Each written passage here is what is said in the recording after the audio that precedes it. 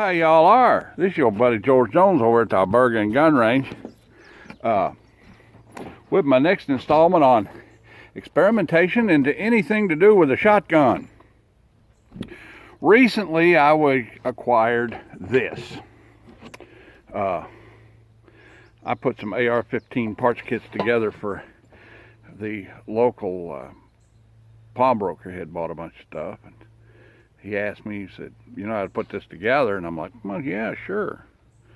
So I went over to his place and set up for it one afternoon and put him, I don't know, 5 AR-15 lowers together, and with all his stuff. And he says, well, what I owe you? I said, well, I'd rather have stuff than money, you know. So I took some stuff, and one of the things I took off the shelf was this. Now this is a Mossberg fully rifled 24-inch barrel rifle-sighted slug gun, slug barrel for $870. Well, you didn't know that Mossberg made replacement barrels for $870s. Well, they do. Not very well known, but they do. So I thought, with that in mind, seeing how there are still places where shooting white-tailed deer with a slug gun as opposed to a high-powered rifle is more permissible, as well as some places you're just not allowed to shoot a high-powered rifle. You know, military reservations, for instance, that have open hunting, you've got to take white-tailed deer by slug gun. You got to have a slug gun.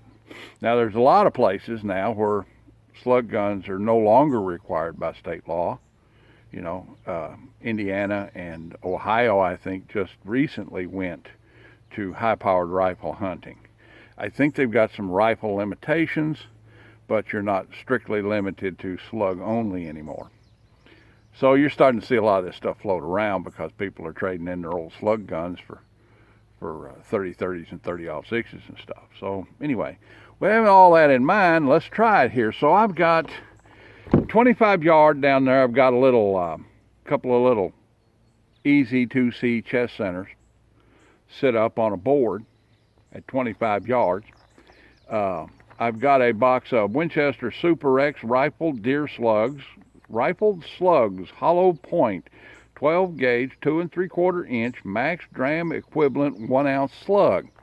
Now these are rifled Foster slugs. Okay, so the slug is actually rifled.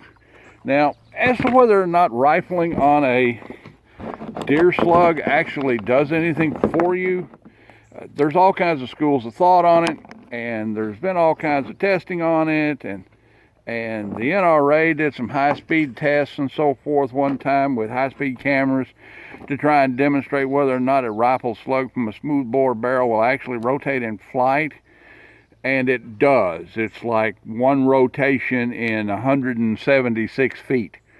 So it's, you know, when a Foster slug goes through the air, it's going through the air like this. Okay?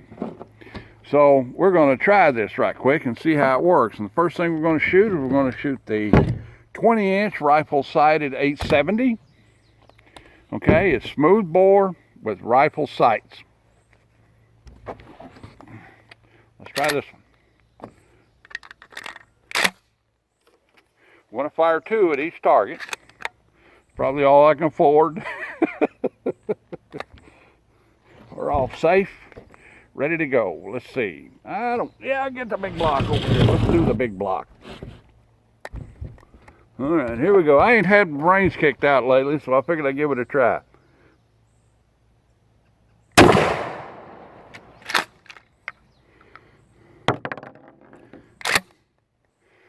Can't see daylight through it, but it's down there.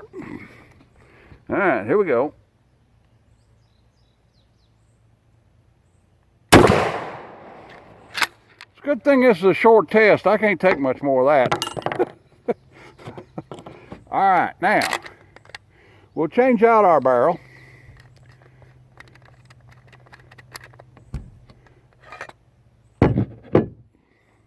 Install our 24-inch fully rifled.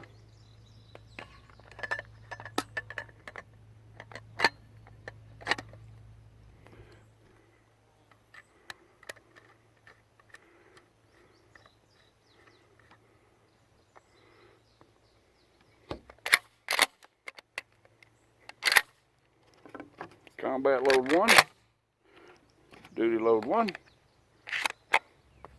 Alright, here we go on our right-hand target this time.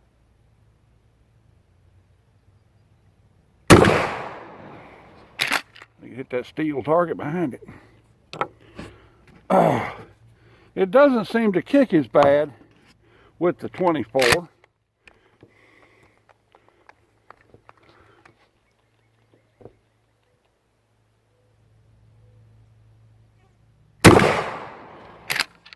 All right, let's go and look at it. See how it actually shootates. Now, of course, for home defense, these guys are probably not the round you'd want to shoot for home defense. But the wounding power of a 12 gauge deer slug on a human being would definitely bring the 12 gauge deer slug into the capability of being a personal defensive or even offensive round. Let's see what we got. At 25 yards, the accuracy potential is just about the same.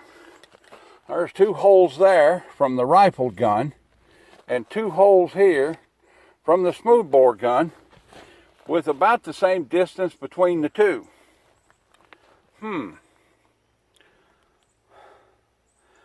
So at this range, there may not be much difference at all. But there's a 14-inch steel disc hanging on that peg back there. I'm gonna move this out of the way and see if I can hit it. All right, get out of the way. Over here you go. All right.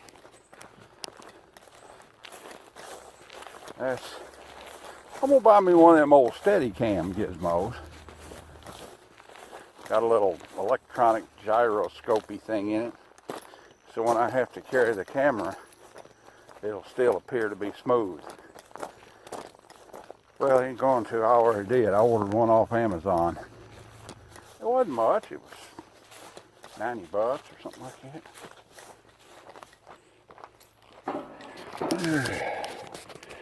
Let's see. You still running? Yeah. All right, let's try one more here. I got one more out of this box. Saved me from having a slug rolling around loose all over the place. Let's try this one. Here we go. This is at 50.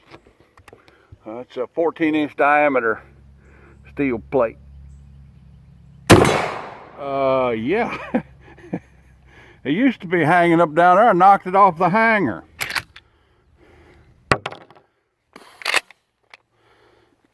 It looks to me like between these 2 barrels, the 20-inch smooth and the 24-inch rifles, that they both have equal accuracy potential at 25 yards.